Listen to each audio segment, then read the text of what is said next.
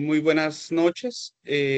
Desde la Universidad Nacional Abierta de Distancia UNAP, desde el curso de modelos de intervención en psicología, nos encontramos el día de hoy con la doctora eh, Nayib Poblomada, pues nos está colaborando pues aquí en el ejercicio destinado por la guía. Mis compañeros Cristian Samir, Kevin García, Carlos Utria y pues Jorge Armando Ballén, el suscrito. Agradecerle de antemano a la doctora su disposición, su permanencia aquí con nosotros.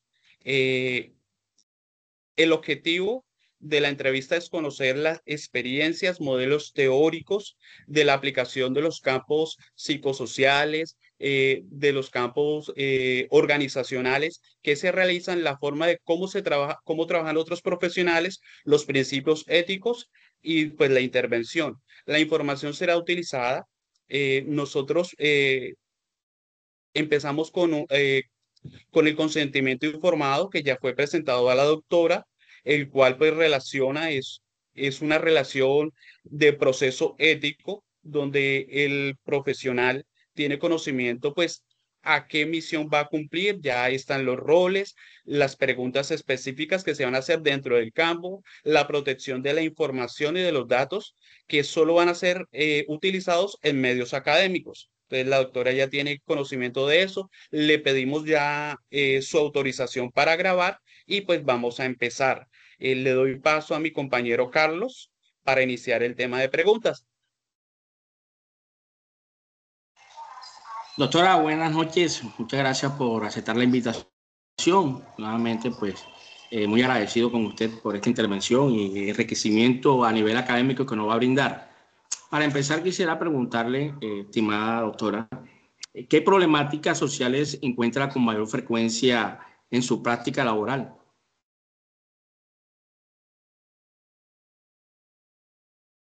Hola, muy buenas noches para todos. Muchísimas gracias por la invitación a esta actividad, muy enriquecedora también para mí a nivel profesional.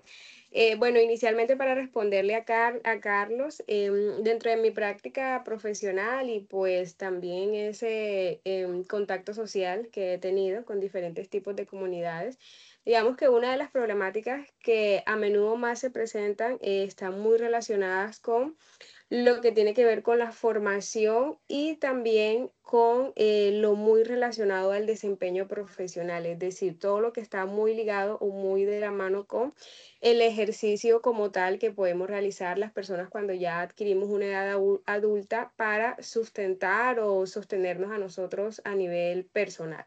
Es decir, lo que está muy ligado con los procesos de empleabilidad o los procesos de trabajo como tal. Una de las problemáticas que más he evidenciado precisamente es el desempleo, pero no como tal el desempleo porque no hay oportunidades laborales, sino el desempleo visto desde el punto en el que los jóvenes o los adultos jóvenes no pueden tener inicialmente esa formación básica, técnica o profesional que les permita adquirir algún conocimiento o tener alguna formación para poder emplearse o desempeñar alguna actividad que le permita tener un sustento a nivel económico. Entonces entramos como en ese círculo, por decirlo así, en el que no hay oportunidades laborales o no podemos encontrar oportunidades laborales, pero precisamente porque carecemos o porque de pronto no tenemos alguna formación previa, alguna educación o algo que nos permita adquirir un conocimiento, una formación para poder ubicarnos laboralmente. Y desde allí pues empiezan por supuesto a desencadenarse muchas otras como bueno, de pronto falta de sustento, de pronto inclusive algunos de los principales índices de pobreza y demás. Entonces digamos que esa es una de las que más he evidenciado y con las que más he tenido la oportunidad de trabajar de la mano en mi ejercicio profesional hasta el momento. Muy interesante esos datos que nos está brindando, estimada.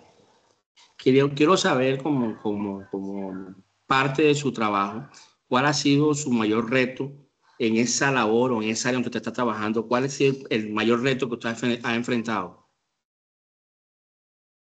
Bueno, siguiendo con lo que te mencionaba hace un momento, Carlos, precisamente el mayor reto es ese, sensibilizar a estas personas que el primer paso, a veces pensamos o ellos piensan o creen que el primer paso es que puedan encontrar una oportunidad laboral o que puedan ubicarse laboralmente. Sin embargo, el mayor desafío es sensibilizarlos en el que lo primero que debemos hacer es formarlos. Lo primero que debemos hacer es tener un conocimiento previo, una formación, un estudio, para luego de eso nosotros ir a esa segunda parte o a esa segunda etapa en la que yo pueda buscar una oportunidad laboral. Porque si tal vez no tenemos de pronto esa formación, ese estudio, pues llegamos precisamente a lo que nos encontramos o a lo que me puedo encontrar cuando llego a estas comunidades, personas que trabajan en el día a día, personas que trabajan en los que ellos llaman el rebusque, personas en los que trabajan de pronto vendiendo en buses, vendiendo dulces o que trabajan como limpiavidrios y demás. Entonces son estas personas las que quieren acceder a empleos formales, pero el principal desafío es sensibilizarlos en el que para poder acceder a esa oportunidad, primero debemos cada uno de nosotros a nivel personal dar ese paso de debo formarme, debo educarme para luego poder avanzar a esa siguiente etapa. Muy claro ese contexto porque es muy interesante saber que hay ciertos focos que impiden al desarrollo laboral de algunas personas. Pero quiero preguntar un poquito más allá de su parte profesional, ¿cuál podría ser o podría contarnos un poco acerca de su proyecto profesional en su área de trabajo? Es decir, ya tengo una especialización, ahora quiero hacer este proyecto en mi parte laboral, o no, hasta aquí llegué porque pienso ahora embarcarme en otra ruta. Hago un poquito más de su proyecto profesional. Bueno, pues yo soy psicóloga graduada de la Universidad de la Costa, tengo una especialización en innovación educativa y TICS y en este momento me encuentro estudiando una maestría en administración de empresas. He trabajado en diversas áreas, en algunas funciones relacionadas con el área organizacional y otras muy de la mano con el área social. Creo que desde que inicié mi formación profesional, el área social estuvo muy de la mano conmigo porque cuando inicié ese primer contacto, es decir, esas prácticas, precisamente estuve trabajando en el área social, estuve trabajando con niños, niños muy pequeños de diferentes edades, realizando actividades, visitando barrios y poblaciones vulnerables en sectores aledaños a Soledad, por ejemplo, y en la ciudad de Barranquilla. Entonces, ese primer contacto profesional como tal, a nivel social, fue lo que despertó en mí de pronto ese interés por trabajar con las comunidades, por trabajar con la parte social y también estaba muy de la mano con la parte educativa porque estuve muchos años trabajando en un colegio, en una institución educativa y entonces precisamente estaba como realizando esas dos áreas, porque era una institución educativa, pero estaba ubicada, digamos, en un lugar bastante vulnerable, en Soledad. Entonces era una fundación que prestaba también esa formación académica a los estudiantes y entonces mi intervención iba de la mano. También en esa formación, en habilidades blandas y en valores a estudiantes, a los niños, pero también muy de la mano con esa intervención social, porque muchos eran niños que de pronto venían de hogares disfuncionales, algunos eran niños que de pronto llegaban a la institución sin desayuno, había unos que no tenían ese acompañamiento en sus hogares para las actividades, para las tareas, por ejemplo. Yo les hablaba en las intervenciones de diferentes valores, pero cuando ellos iban a su casa veían maltrato, veían violencia, entonces era trabajar muy de la mano porque digamos que no nos podíamos quedar únicamente con lo que vivíamos o con lo que enseñábamos dentro de la fundación y dentro de la institución, sino que había que trasladarlo al contexto de cada uno de los estudiantes, porque si no, digamos que la actividad o la intervención quedaba a medias. Entonces, pues de allí en adelante he venido trabajando en diversas fundaciones, también he tenido la oportunidad de trabajar, por ejemplo, con población migrante, población de acogida.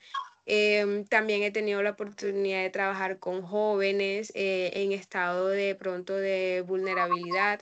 Y hasta el momento, pues me he ido manteniendo en esas diferentes poblaciones. En este momento estoy trabajando también con proyectos de la Alcaldía de Barranquilla muy relacionados a formación en habilidades blandas para la empleabilidad a jóvenes y que son migrantes, generalmente personas que vienen, por ejemplo, de Venezuela, personas migrantes y de acogida, para formar en ellos habilidades blandas precisamente para la empleabilidad, para tratar de mitigar un poquito esos índices que tenemos de informalidad y de desempleo, y es lo que actualmente me encuentro realizando. Ahora, muchas gracias. Siento que resalto que esas experiencias fueron inspiradoras a las decisiones que hoy en día usted tomó como base para hacer su especialización o inspirarse en el trabajo comunitario. De verdad que muchas gracias. Le procedo la palabra a mi compañero Kevin, que también está interesado en hacer unas preguntas. Buenas noches, doctora. Gracias por estar aquí en nosotros, en esta reunión, porque aprendemos mucho de usted. Tengo una pregunta. ¿Qué técnicas psicosociales utiliza? Ejemplo, grupos vocales, talleres, entrevistas, observación participativa, trabajo comunitario. Hola Kevin, buenas noches. Bueno, para responder tu pregunta, dentro de las técnicas que más utilizo están las entrevistas, por supuesto, y los grupos focales. Siento que son las dos que tal vez nos pueden brindar de una manera inmediata más insumos o más información para nosotros proceder a la creación y a la estructuración de esos planes de intervención con las comunidades. Entonces, realizo entrevistas estructuradas, individuales y grupales, y también realizo grupos focales con la población a trabajar o con la población con la que vamos a iniciar a estructurar o con la que vamos a iniciar esos procesos de intervención. Ok. Otra pregunta, doctora. ¿Cómo decide qué técnica aplicar, verdad, en cada situación o grupo? Bueno, allí sí hay que revisar muy bien, digamos, cuáles son los objetivos que se están planeando o que se piensan con, digamos, la intervención que se quiere realizar. Debo tener claro cuáles son los objetivos, cuál es el plan de trabajo, cuáles son las actividades muy puntuales que se van a realizar y sobre todo, lo más importante, la meta y el objetivo principal. Esa es mi base para yo empezar a trazar esa ruta, para saber yo de qué manera puedo, digamos, adquirir la información de mi grupo o de las personas que van a estar trabajando conmigo y poder establecer la técnica. Entonces, lo principal es tener claro el objetivo, la población, y luego de eso, entonces sí, podemos iniciar a establecer las técnicas, porque yo puedo pensar que la mejor técnica que me puede servir es un grupo focal o es una entrevista, pero tal vez me siento a conocer, a empezar ese primer contacto con mi población, y es posible que sea una técnica diferente la que se requiera, muy contextualizada para la situación. Ok. ¿Qué estrategia de intervención ha resultado más efectiva para promover cambio social o comunitario? Bueno, dentro de las que he tenido la oportunidad de realizar, las estrategias de intervención en las que de las diferentes poblaciones, porque bueno, he estado con diferentes poblaciones, siento que escuchar a la comunidad y entender cuáles son las necesidades reales que ellos tienen es lo principal que nosotros debemos, o es esa ruta que podemos trazar para nosotros iniciar. A veces, cuando llegamos a una población o llegamos a una comunidad, tenemos de pronto una idea, tenemos un pensamiento de qué es lo que queremos hacer y qué es lo que queremos lograr.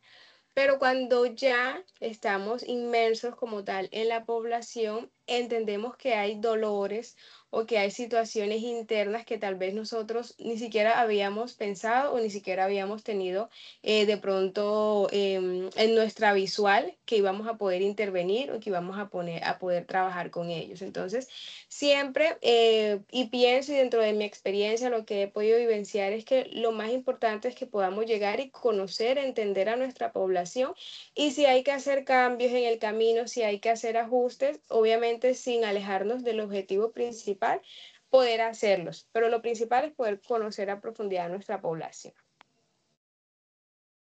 Gracias por su respuesta. Son de bendición para nosotros porque adquirimos mucha experiencia en esa área. Ahora le paso a mi compañero Jorge. Doctora, nuevamente, un placer. Doctora, quiero hacerle, me causó pues curiosidad lo que usted nos comentó ahorita, que está haciendo una especialización en administración. Esa especialización en administración, ¿cómo, cómo se desarrolla en este contexto de psicología? Me llama la atención, digamos, en su formación personal. Bueno, estoy haciendo una maestría en administración Ah, de ok, sí. empresas. ¿Por qué la elegí? Es una muy buena pregunta, también me la hacía yo inicialmente antes de tomar la decisión. Resulta que en este momento estoy participando en muchos proyectos con la Alcaldía de Barranquilla, en los cuales ejecutamos proyectos que están orientados a algunas poblaciones en específicos. ¿Qué sucede? Que dentro de mi rol, en muchas ocasiones, he sido designada para de alguna manera guiar, no solamente he estado inmersa en la parte de la ejecución como tal, sino que también he estado en la organización y en la planeación y en la estructuración como tal de qué es lo que se va a realizar y cómo se van a llevar a cabo los objetivos de ese proyecto. Entonces, esta maestría me está ayudando precisamente a entender cómo se administra de manera integral de pronto, también cómo puedo utilizar los recursos que se me asignen, recursos a nivel económico, pero también recursos a nivel humano, a nivel personal, es decir, las personas que van a estar trabajando conmigo, que voy a tener a mi cargo, de qué manera puedo asignarlas en cada uno de los roles que voy a tener y de qué manera puedo sacar, por supuesto, el mejor provecho. Y también recursos a nivel económico porque son proyectos en los que a cada uno de los líderes de los proyectos nos asignan unos rubros y que por supuesto debemos administrar de manera muy transparente para por supuesto al finalizar los proyectos entregar esos resultados y de manera muy clara mostrar qué se hizo con cada uno de esos rubros o ese dinero que se invirtió. Entonces, por supuesto que esta maestría en administración siento que me ayuda y me guía mucho en esas actividades que me son asignadas. No, muchísimas gracias a usted, doctora, pues por esas luces, esas visiones que de pronto nos abren a una perspectiva, no solo en la psicología, sino como otras especialidades, maestrías, en otros campos nos pueden ayudar a formar y a fortalecer el proceso que se está llevando. Muy importante lo que la doctora nos decía al principio sobre el tema del trabajo social, el llevar una información, digamos, a un niño, a un joven, y que él esté viviendo una situación completamente diferente. Es algo muy fuerte. De acuerdo a eso, doctora, ¿cómo se puede evaluar los impactos en las acciones en la comunidad de acuerdo a estas percepciones? Bueno, por supuesto, lo primero es tener claro cuáles son los objetivos y qué es lo que yo quiero esperar de esa, digamos, de esa intervención que yo quiero realizar. Tener claro cuáles son mis indicadores, es decir, si de pronto yo quiero que mis indicadores sean cuantitativos o sean cualitativos, por lo general en la parte social, los indicadores van mucho más relacionados a la parte cualitativa porque van más relacionados con el bienestar a nivel personal, a nivel integral, a nivel de salud mental, a nivel de calidad de vida de niños, de jóvenes o de adultos. ¿De qué otra manera podemos medir el impacto? Por supuesto, teniendo claro como esa línea de tiempo. ¿Cómo encontré yo mi población cuando llegué a hacer esa primera intervención? ¿Qué encontré en ellos? Para eso utilizamos, por ejemplo, las entrevistas o los grupos focales y luego esa evaluación posterior o esa evaluación final, es decir, que me permita a mí establecer una comparación